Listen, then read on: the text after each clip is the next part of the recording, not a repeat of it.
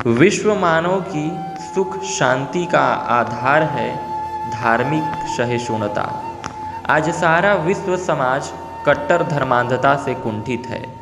अपने अपने संप्रदाय को, अपने अपने धर्म को, आराध्य को ही विश्व नियंता, सृजेता तथा संहारकर्ता मान रहा है, जबकि धर्म की वास्तविकता उसके न्यायोचित, कल्याणकारी, जीवन मुक्ति सिद्धांतों एवं व्यवहारों में निहित है। जियो और जीने दो की विचारणा उसके मूल में है। धार्मिक सहिष्णुता का अर्थ विभिन्न धर्मों के प्रति आदर एवं प्रेम भाव का प्रदर्शन करना है। मानव की सबसे बड़ी दुर्बलता यह है कि वह अपने धर्म को श्रेष्ठ तथा दूसरे धर्म को तुच्छ समझता है, जिसके फलस्वरूप धर्म को लेकर संघर्ष होते हैं। महात्मा गांधी के अनुसार धार्मिक सहिष्णुता अहिंसा के सिद्धांत का प्रतिफल है। अहिंसा का सिद्धांत सभी धर्मों के प्रति आदर और समानता व्यक्त करता है।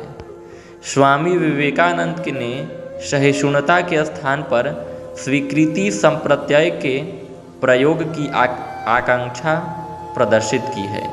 इसका कारण यह है कि सहनशीलता से निषेधात्मक अर्थ का बोध होता है, जबकि इसके विपरीत स्वीकृति से भावात्मक अर्थ का बोध होता है। धार्मिक सहिष्णुता के विकास से आध्यात्मिक अंतर्दृष्टि का विकास होता है। धार्मिक सहिष्णुता सभी धर्मों के प्रति उदारता की भावना को प्रश्रय देने का आदेश देती है। सभी धर्म मानवीय मूल्यों के संरक्षण पर बल देते हैं। कोई धर्म मानव और मानव के बीच शत्रुता रखने का आदेश नहीं देता है। सभी धर्मावलंबियों को सर्वधर्म समन्वय की शिक्षा अनिवार्य रूप से दी जानी चाहिए। धार्मिक सहिष्णुता के विकास के लिए मानव को धर्म के मूल तत्वों की सही जानकारी होनी चाहिए। सभी मनुष्य किसी न किसी रूप में धर्म से संबंधित है। धार्मिक शिक्षा के फलस्वरूप उन्हें अपने धर्म के प्रति विश्वास जगेगा तथा दूसरे धर्मों के प्रति आदर के भाव का विकास होगा। यहाँ पर यह कहना प्रासंगिक होगा कि महात्मा गांधी ने धार्मिक सहिष्णुता के विकास के लिए धार्मिक ग्रंथों का अध्ययन करते समय इस बात पर ध्यान देने की बात कही है कि उनके टीकाकार कौन हैं। हमें उन्हीं व्यक्तियों द्वारा संपादित एवं अनुदित धार्मिकता का अध्ययन करना चाहिए जिनमें ग्रंथ विशेष के प्रति श्रद्धा का भाव हो। ऐसा नहीं हो कि उनमें उन ग्रंथों के प्रति श्रद्धा न हो और उन पर टीका टिप्पणी की गई हो और वे आप पढ़ें। धार्मिक सहिष्णुता के विकास में हिंदू धर्म की भूमिका सराहनीय हो सकती है। हिंदू धर्म ऐसा धर्म है जिसमें धार्मिक सहिष्णुता, धार्मिक सहनशीलता का संदेश निहित है।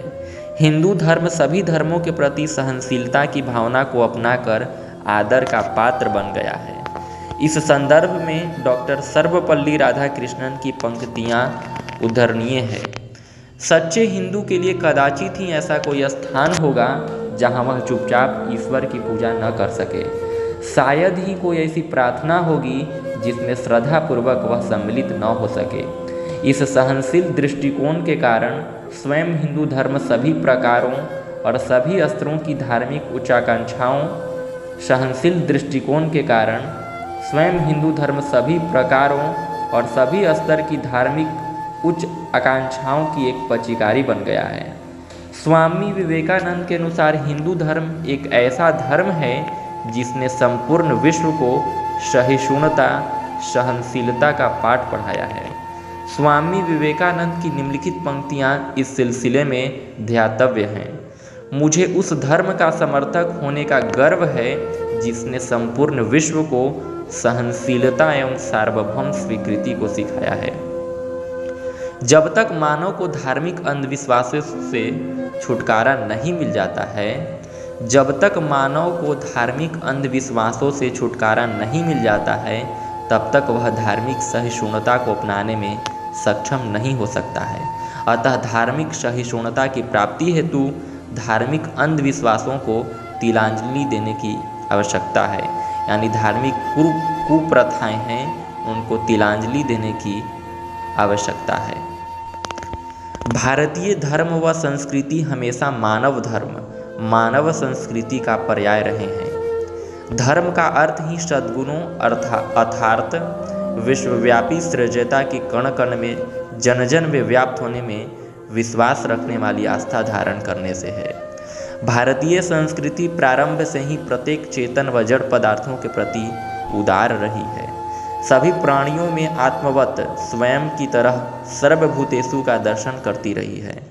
सर्वे भवन्तु सुखिनः सर्वे सन्तु निरामया की प्रार्थना करती अर्थात सभी के सुखी व स्वस्थ रहने की दुआ करती है। सहयोग, सहिष्णुता, पारिवारिकता, आत्मीयता, प्रेम, उदारता, कर्मनिष्ठा, श्रमशीलता, पुरुषार्थ के गुण भारतीय संस्कृति तथा उसके निर्माता व पालकों भारतीयों के रग रग में समाये हुए हैं, कण कण में समाये हुए हैं।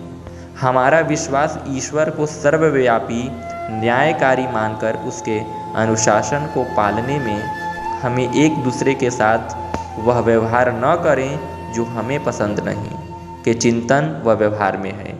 यानी जो बातें हमें पसंद नहीं है तो हम वैसी व्यवहार, वैसी बातें दूसरों के प्रति भी न सोचें, न करें। धर्म तो एक ही है, वह है निस्वार्थ, बिना भेदभाव मानव सेवा, प्रेम व दया में विश्वास, हिंसा व आतंकवाद में नहीं। गोस्वामी तुलसीदास रामचरितमानस में लिखते हैं कि परहित सरिस धर्म नहीं भाई, पर पीड़ा सम नहीं अधमाई।